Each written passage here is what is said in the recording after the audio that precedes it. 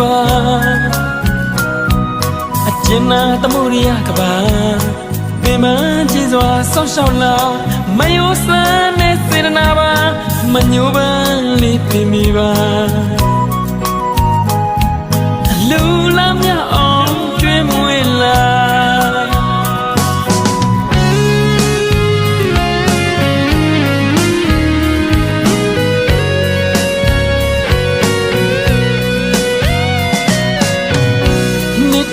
ကြတော့ခါအဖေနဲ့မိမစပင်းကျပါရတော့ငါအိုးမင်းလာကတာသမီးတွေ့ဝတရားမပြတ်နိုင်မှာကျင်အဆုံးနဲ့တနေ့မှာတာကခွဲခွာသမီးကလည်းခွဲခွာသွားတာချစ်လေးချစ်မရတော့တာအချစ်စံဝင်တော့ကြတာ